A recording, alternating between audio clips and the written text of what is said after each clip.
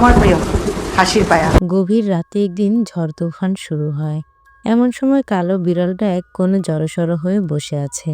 রফিকের ঘুম ভেঙে যায়। সে উঠে জানালার দরজা সবকিছু বন্ধ করে তার ছেলেকে তার রুমে নিয়ে আসে যেন ছেলে ভয় না পায়। ঠিক এমন সময় ড্রয়িং রুম থেকে একটি শব্দ পাওয়া যায়। মনে হলো কিছু পড়ে গিয়েছে, সাথে বিড়ালের ডাক। রফিক সাহেব ভয়ে ভয়ে এক পা দুপা করে ওদিকে আগায়। তারপর সে যখন রান্নাঘরের দিকে উঁকি দেয় তখন সে দেখতে পায় তার স্ত্রী শায়লা রান্নাঘরে রান্না করছে। সে যখন জিজ্ঞাসা করে এত রাতে কি করছো, তখন তার স্ত্রী তাকে বলে, তোমার প্রিয় খাসির পায়া, ভাবলাম 3 দিন থাকবো না, রান্না করে যাই। এর মধ্যেই তার পিঠে কেউ একজন হাত দেয়। সে ঘুরে তাকাতেই অবাক হয়ে যায় যে পিছনে তার স্ত্রী। তাহলে রান্নাঘরে কে ছিল? রান্নাঘরে তাকিয়ে দেখে কেউই নেই। এরপরে সে তার স্ত্রীর সাথে বেডরুমে চলে যায়। কিন্তু ভেতরে ভেতরে রফিক খুবই ভয় পেয়ে যায়। এরপর দেখা যায় তার স্ত্রী শায়লা দরজা জানলাগুলো বন্ধ করছিল। রফিক একজন সরকারি কর্মকর্তা। সে 3 দিনের ছুটি নিয়েছিল স্ত্রী এবং ছেলেকে নিয়ে ঘুরতে যাওয়ার জন্য। কিন্তু অফিসে অডিটের একটি সমস্যা হওয়ার কারণে তার আর যাওয়া হয়নি। ঠিক তার স্ত্রীকে বলে, যেহেতু প্ল্যান করেই ফেলেছি, আমি তো যেতে পারবো না, তোমরা যাও, তোমরা ঘুরে এসো। কিন্তু তার স্ত্রী কোনোভাবেই রাজি হয় না। কিন্তু এর মধ্যেই তার ছেলে রেডি হয়ে চলে আসে। তখন আর শায়লা না করতে পারে না। তারা রীতিমতো বেড়াতে চলে যায়। কিন্তু শায়লা চিন্তা করতে থাকে তার হাজবেন্ডকে নিয়ে, কারণ সে একা থাকতে পারে না। রাতে সে অনেক ভয় পায়। তখন রফিক বলতে থাকে, তুমি কোনো চিন্তা করো না, কাউকে একটা আমার সাথে নিয়ে নিব। এরপর হঠাৎই রান্নাঘর থেকে কিছু একটা পোড়ার গন্ধ বেরোয়। তখন শায়লা দৌড়ে রান্নাঘরে চলে যায়। পিছু পিছু রফিকও যায়। সে তার স্ত্রীকে জিজ্ঞাসা করে, এত তাড়াহুড়োর মধ্যে কি দরকার ছিল আবার রান্না করার? তখন তার স্ত্রী বলে, 3 দিন থাকবো না, তাই ভাবলাম রান্না করে যাই, তোমার প্রিয় খাসির পায়া। তখনই রফিক সাহেবের মাথা ঘুরে যায় যে একটু আগে সে যেটা দেখলো আর এখনকার ঘটনাটা সম্পূর্ণ মিলে গেল কি করে। রফিক অফিসে চলে যায়। যাওয়ার পর একটি তারে পায়ে বেঁধে সে পড়ে যেতে নেয়। আর এমন সময় সে ইলেকট্রিশিয়ানের সাথে চিল্লাচিল্লি করতে থাকে। তখন ইলেকট্রিশিয়ান তাকে বলে যে, স্যার, এরকমভাবে তারটা ব্যবহার করতে হবে যতদিন পর্যন্ত লাইন ঠিক না হয়। এরপর রফিক কাজে লেগে পড়ে। এরপর দেখা যায় সে তার বসের রুমে গেলে তার বস তাকে একটি ফাইল ধরিয়ে দিয়ে বলতে থাকে তার আগের যে অর্ডারটি ছিল সেখানে কিছু ভুল ছিল, যেটা এখন সংশোধন করতে হবে। কিন্তু রফিক কিছুতেই বিশ্বাস করতে পারে না, কারণ সে খুব নিখুঁতভাবে কাজগুলো করেছিল। এরপর দেখা যায় রফিক তার এক বন্ধুকে ফোন করে বলে, রাতটা আমার সাথে থাক, তোর ভাবি বাসায় নাই, চিল করব। তার বন্ধু তাকে বলে যে সে ঢাকার ভিতরে নেই, সে বাইরে। রফিক বলে, তাহলে তো ঝামেলা হয়ে গেল। তখন তার বন্ধু তাকে আইডিয়া দেয় যে মাঠে গিয়ে দৌড়াদৌড়ি হাঁটাহাঁটি কর, শরীর ক্লান্ত হয়ে গেলে শুয়ে পড়লেই ঘুমিয়ে পড়বি, কোনো অসুবিধা হবে না। এখন রফিক একটি বন্ধুসুলভ গালি দিয়ে ফোনটা কেটে দেয়।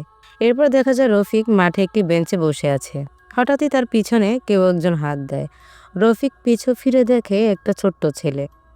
সে জিজ্ঞাসা করে কি? তখন ছেলেটি বলে, স্যার 200 টাকা দেন, খাসির পায়া খাবো। বলে, সর এখান থেকে যা। পরে ছেলেটি আবার বলে, স্যার দেন না 200 টাকা, খাসির পায়া খাবো। পরে বলে, সর, কিন্তু মাথার মেজাজ খারাপ করিস না। রফিক সাহেব আবার বলে, 1 টাকা না 2 টাকা না, 200 টাকা, ফাইজলামি পাইছো? কথা বলে সে ওখান থেকে রেগে হাঁটা দেয়। তখন ছেলেটি আবার তার পিছু পিছু যায়, তার হাত টেনে। এখন রাগ সামলাতে না পেরে রফিক সাহেব ছেলেটিকে একটি থাপ্পড় দেয়। এরপর ছেলেটি তার দিকে তাকিয়ে থাকে এক দৃষ্টিতে, আর রফিক সাহেব বাড়িতে চলে যায়। এরপর রফিক বাড়িতে গিয়ে খাবার টেবিলে খেতে বসে। মেনু সেই খাসির পায়া, তার স্ত্রী রান্না করে গিয়েছিল। খাওয়ার সময় হঠাৎ করে রান্নাঘরে কিছু একটা শব্দ হচ্ছিল। তারপর সে আস্তে আস্তে রান্নাঘরের দিকে যায়। তারপর গিয়ে দেখে সেখানে কিছুই নেই। ফিরে এসে দেখে ডাইনিং টেবিলে সেই বিড়ালটি খাসির পায়াগুলো খাচ্ছে। এরপর সে কাজ করতে করতে টেবিলে একটু চোখ লেগে আসে। এর মধ্যে হঠাৎ দমকা হাওয়া এসে সবকিছু উড়িয়ে নিতে থাকে। তখনই তার ঘুম ভেঙে যায়। সে দরজা জানলা লাগাতে থাকে। এমন সময় তার মনে হয় পর্দার আড়ালে কেউ দাঁড়িয়ে আছে। সে আস্তে আস্তে সেদিকে এগিয়ে যায়।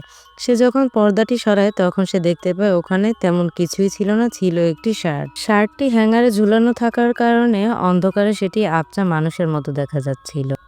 পরে সারা রাত সে নির্ঘুমভাবেই কাটিয়ে দেয়। পরদিন সকালে সে অফিসে যায়। অফিসে আবারও কিছু একটু ঝামেলা হয়। তার স্যার তাকে জিজ্ঞাসা করতে থাকে, সমাধান কি কিছু পেলেন? তখন দেখা যায় রফিক বলতে থাকে যে কিছু একটা তো করতে হবে। এরপর সে দুপুরের খাবার খাওয়ার জন্য একটা রেস্টুরেন্টে যায়। আর সেখানে যাওয়ার পর ওয়েটার তাকে দামি দামি সব খাবারের কথা বলছিল। কিন্তু সে তাকে থামিয়ে দিয়ে বলতে থাকে ডিমের অমলেট, রুটি এসব এনে দিতে। কিন্তু ওয়েটারটি ভুলবশত সেই খাসির পায়াই নিয়ে আসে। এরপর দেখা যায় রফিক ওয়েটারের সাথে চিল্লাতে থাকে যে, "আরে ভাই, আমি চাইলাম রুটি সবজি আর ডিমের অমলেট, আর আপনি আমাকে খাসির পায়া কেন দিলেন?" ওয়েটার এসে সেই বাটিটি চেঞ্জ করে ডিমের অমলেট ভাজি এগুলো দিয়ে যায়। আর তখনই সে সামনে তাকিয়ে দেখে সেই ছেলেটি, যে ছেলেটিকে সে পার্কে দেখেছিল।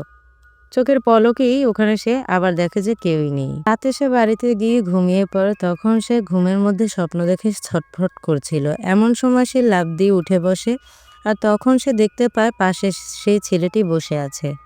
আর তাকে বলছিল, "স্যার, খাসির পায়া খাইতে চাইছিলাম, দেন নাই, এখন আপনার পা খাইতেছি।" এরপর দেখা যায় ঘোর কাটলে সে দেখতে পায় ওখানে কেউই নেই। তারপর সে টিভি অন করে। টিভি অন করলেই দেখা যায় ভূতের মুভি চলতেছিল। সে অনেক চেষ্টা করে রিমোট দিয়ে চ্যানেল চেঞ্জ করার, কিন্তু কোনোভাবেই পারছিল না। এমন সময় তার মনে হয় সোফার নিচে কিছু একটা আছে। সে যখন নিচে তাকায় তখন দেখে সেই ছেলেটি। আবার তাকে বলছে, "স্যার, খাসির পায়া খাইতে চাইছিলাম, দিলেন না তো। আসেন এবার আপনার পা খাই।" ওই দিন রাতে আবার তার অনেক রাত হয়ে যায় কাজ করতে করতে। সে আমজাদকে বলে, "আমার জন্য খাবার নিয়ে আসো, আরও অনেক কাজ বাকি, যেতে দেরি হবে।" এরপর দেখা যায় আমজাদ খাবার আনতে গেলে তার মেঘের কারণে কিছুটা সময় দেরি হয় ফিরে আসতে। আর এমন সময় লোডশেডিং হয়ে যায়। মোবাইলের ফ্ল্যাশ দিয়ে রফিক চারিদিকে আমজাদকে ডাকতে থাকে, কিন্তু আমজাদ তো এখনো ফিরে আসেনি। এমন সময় তার মনে হয় তার পিছনে কেউ একজন আছে। সে ফিরে তাকাতেই দেখে সেই ছেলেটি। তাকে বলে, "স্যার, খাসির পায়া খাইতে চাইছিলাম, 200 টাকা চাইছিলাম, দেন নাই তো। তাহলে তো খাসির পায়া খাইতাম। যেহেতু দেন নাই, এবার আসেন আপনার পা খাই।" আর তখন দেখা যায় ওখানে সেই তারে বেজে রফিক পড়ে যায়। আর এরপরেই এখানে রফিকের কাহিনী শেষ হয়ে যায়। এরপরে দেখা যায় মাঠে আবার একটি বেঞ্চে অন্য একটি লোক বসে আছে। আর তার সাথেও সেই ছেলেটি একই কাণ্ড করছে যা সে রফিকের সাথে করেছিল। সে ওই লোকটির ঘাড়ে হাত দিয়ে বলতে থাকে, "স্যার, 200 টাকা দেন, খাসির পায়া খামো।" এই পর্যন্তই ছিল খাসির পায়া। কেমন লাগলো অবশ্যই কমেন্ট করে জানাবেন। ভালো লাগলে অবশ্যই শেয়ার করবেন। চ্যানেলটি সাবস্ক্রাইব করতে ভুলবেন না। ধন্যবাদ।